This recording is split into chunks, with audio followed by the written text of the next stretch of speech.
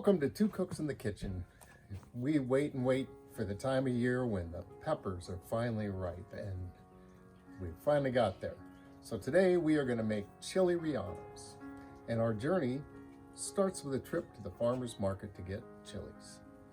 So we're here at the farmer's market, and where all the goodness comes from. Dean from Earth and Hands Farms grows the best peppers, and they're finally here, and we just can't wait to make some rellenos with them.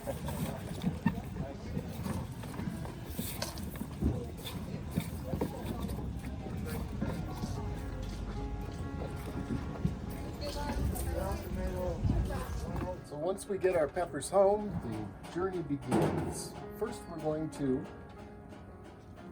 blister the skin. We're just going to roast them really quickly. This ends up taking 10-15 minutes.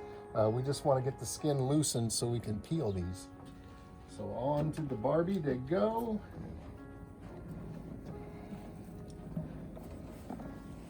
Look at the nice lineup. Oh, that one's got a broken stem.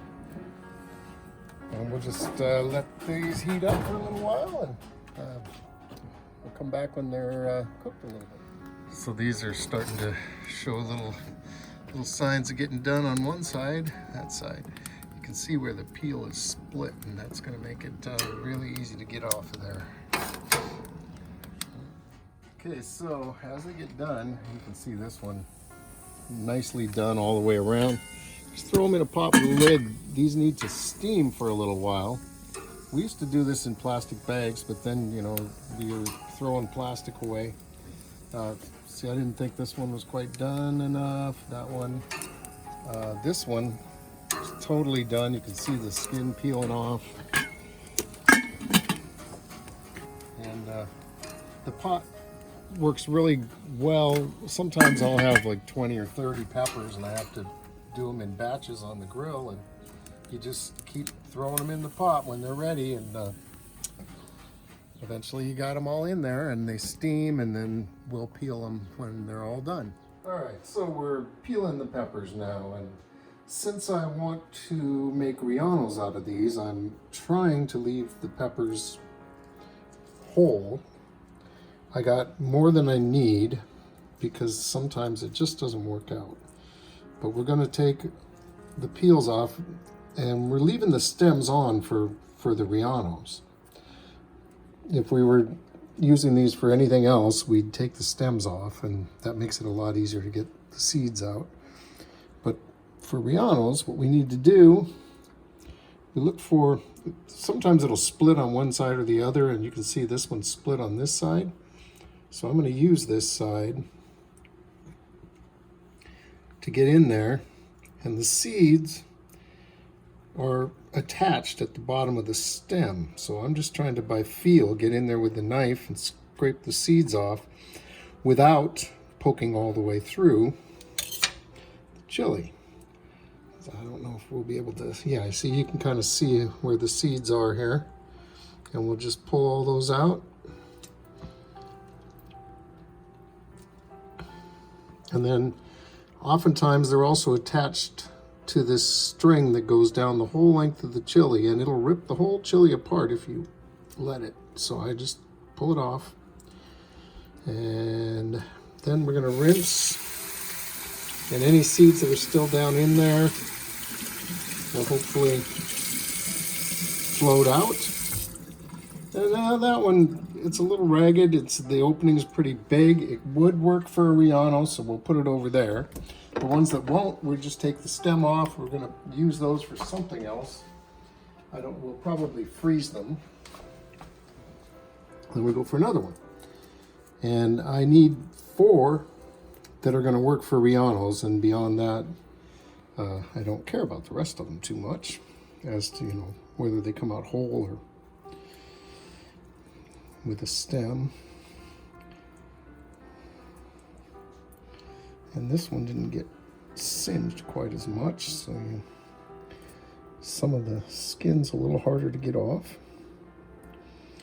It's really quite inedible. I don't like to leave it on. Some recipes I've seen say if you don't get it all off, don't worry about it, but I'm pretty much adamant about getting it all.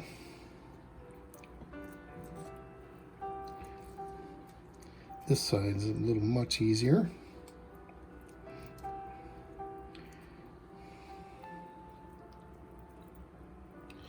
And if you get a stubborn spot, you can scrape it with a knife. There we go. And let's see, this one's split on both sides, so actually I'm not gonna leave it. And the seeds come out a lot better if you take the stem off. But you see, it was split on both sides, so it wasn't gonna work out for a stuffing chili. So there, that'll go in the freezer. All right, and then the seeds.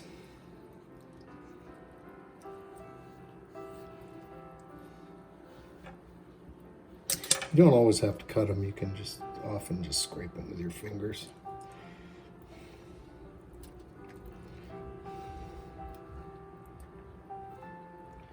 Here's that line down the middle. So rinse the rest of them out of there.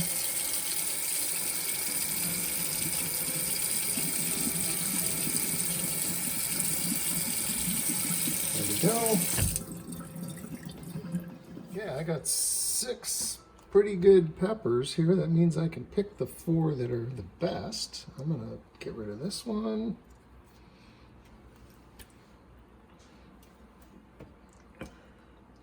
And this one, and I think these,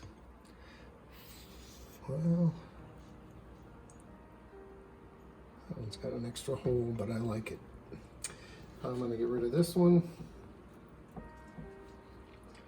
And we've got our 4 Relleno chilies there. And these 4 are going in the freezer, I think, unless you want to do something with them this week. I don't know. Maybe think about that. Okay.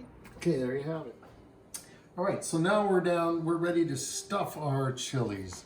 I have in this bowl a mixture of about 1.5 cups of Jack, 1.5 cups of mozzarella, and a cup and a half of cotija, whatever. Tortilla. And mixed together. This is probably going to be too much cheese for these 4 chilies, but we'll use it in omelets, or we'll find a use for it. It'll be fine. So I try to pack it together, and the cotija is not helping with that today, but you just get as much cheese in here as you can, making sure that you're able to close the whole chili. And what I like to do is overlap it just a little bit, and then we're going to roll it in flour. And if you roll the same direction as your overlap, it doesn't come undone. And I'll do this a couple times, make sure I get a coating on here. And there you go. This is a delicate little operation here, and just take your time, because it pays off later, big time. So again, a wab of cheese in there, and you just crumbling. It's not, usually I can make a solid ball that's bigger on one end and fits in the pepper just fine. This is being slightly more messy than that, but it's still fine. So I roll in the direction of my overlap.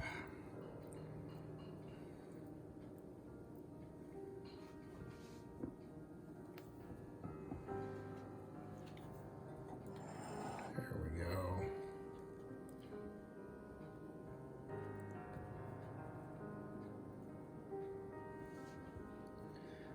That's looking good. There's 3 of them. As you can see, I have quite a bit of extra cheese. So obviously we could have used a cup of each, or even 3/4 of a cup, but you want to have plenty. You don't want to short these on the cheese. This one's a big one. And like so.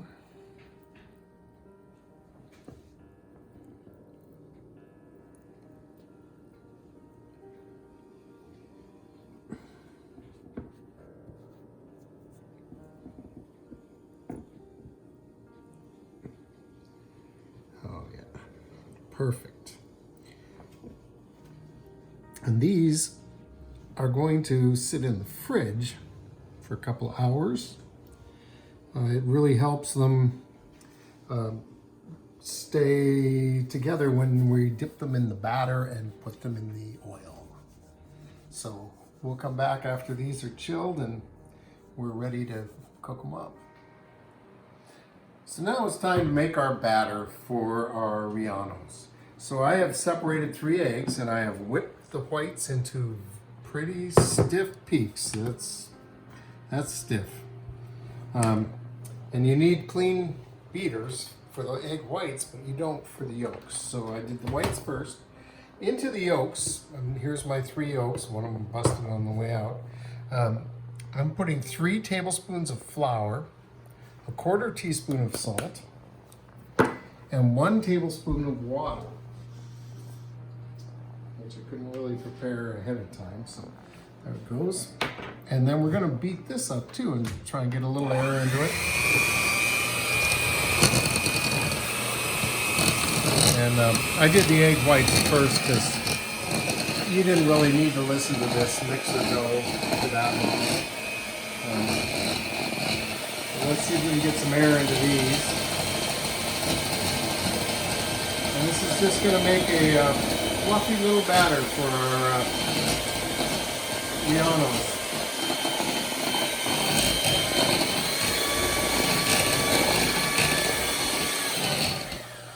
Okay, that's pretty good. It's got a little lightness to it. Now we're going to fold that into our egg whites. Let's just get it all.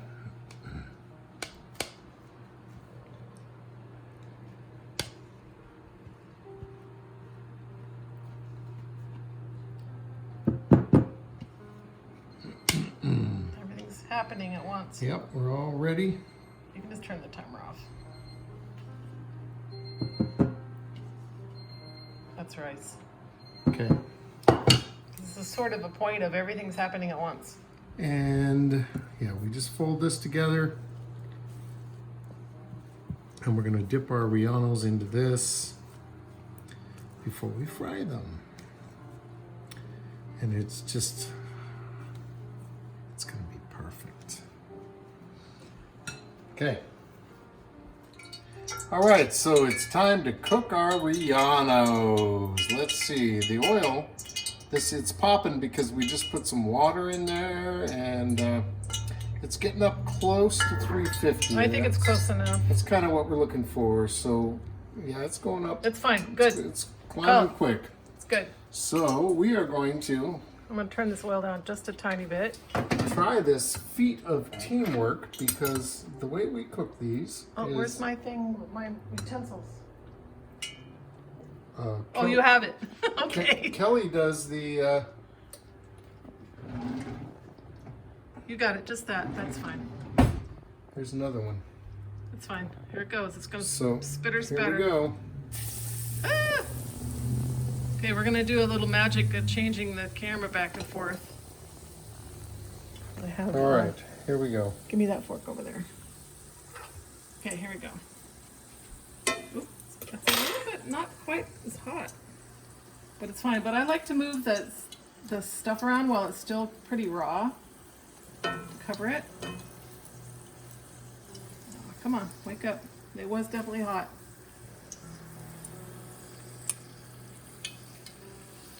Here it Need a goes. little extra. Yeah. Oops. Oh man, that's bad. Fingers. Oops. This is tricky business. Oh, it should be sputtering a little bit more than that. Yeah. It was definitely hot enough, but it's okay. It's going to catch up, and then we're going to be like, wow, it's so dang hot. Now what do we do? It's all right. First one's kind of like your first pancake that never quite comes out right. I'm going to try to take I don't know what it's going to be like. It's going to have lots of fingers. But I had all this battery that... Oh, it's fine. Look at it. It looks gorgeous. Okay, it worked out. Yeah, it'll be fun.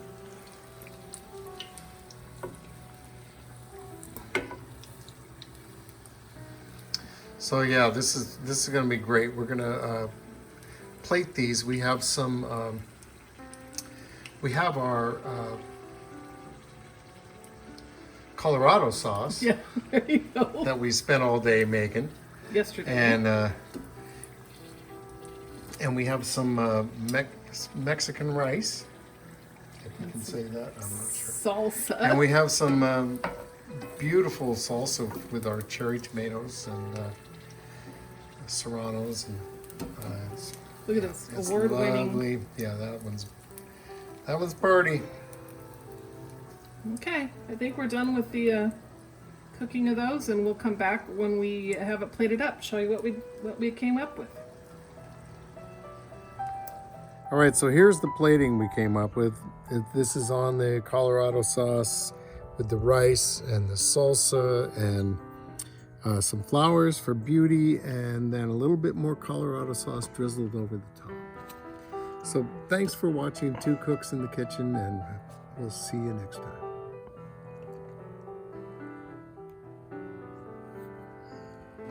This is beautiful.